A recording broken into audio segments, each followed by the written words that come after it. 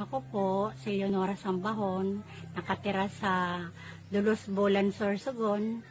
70 years old po ako.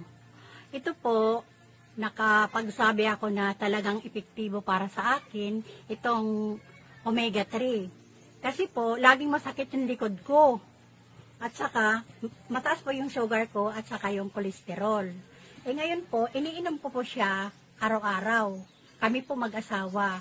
Lalo na po ang asawa ko na napakataas ng creatinine. At saka yung sugar niya din. Lahat po, napakadami ng sakit ng asawa ko. Ngayon po, pinainom po siya nito, pero 3 times pa lang po. Naramdaman ko po na parang masigla siya. At drive na siya papunta doon sa amin sa koprahan. At ako din po, may naramdaman din ako. Itong omega-3 kasi umiinom din po ako nito, hindi na po ako hinihingal. At talaga po, kaya nasabi ko kahit 3 times pala akong nag-inom nito, pero may naramdaman po ako. Epektibo pa ito sa akin. At ito naman pong ano ba to? Ito po namang B-Life po. Ang naanuhan ko naman ito yung anak ko. Kasi nung umuwi siya galing doon sa trabaho, ang lakas po ng kanyang lagnat. Ang pulang-pula yung mata niya, nanginginig siya. Pinainom na siya ng gamot, ng tableta, katulad ng Biogesic. Pero hindi po tumalab. Ganun pa din po siya, nanginginig. Sabi ko, naalala ko, mayroon pala ako nito. Sabi ko, kunin ko nga, kung ginawa ko sa bahay. Tapos sabi ko sa anak niya, kunuha ka ng tubig. Hindi ko masyadong nakikita yung patak. Sabi ko, patakan mo yung 3. Kasi yun ang narinig ko dun, 3 daw eh. Tapos, anhin mo ng kutsara para yung gamot.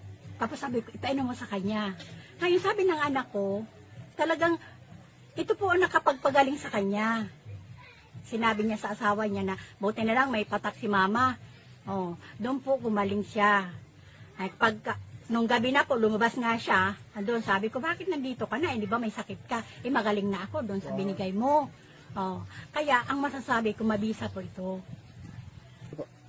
At ito po, makakatulong po ito sa atin. Kasi po, katulad po sa akin, naipasok ako doon. Wala pa nga ako noon, hindi ko pa masyadong naintindihan yun kasi nandun ako sa Maynila.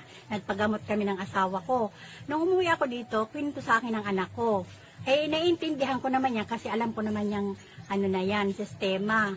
Talagang maganda po to kasi bukod sa kumita ka na, nagamot ka pa. At saka ito po pag may nakuha kang halimbawa ikaw, kumuha ka ng 2, mo sa'yo, tapos bigyan mo ng isa din, yung recruit mo din, magkuha din ng 2. Hindi ito, hindi nakakapanghinayang. Kasi, pag sumali ka dito, yung ibinigay mong 1,600, kumbaga papalitan nila ng gamot nga kung anong gusto nila. Bali parang wala ka rin doon binayad, kumita ka pa. Yes.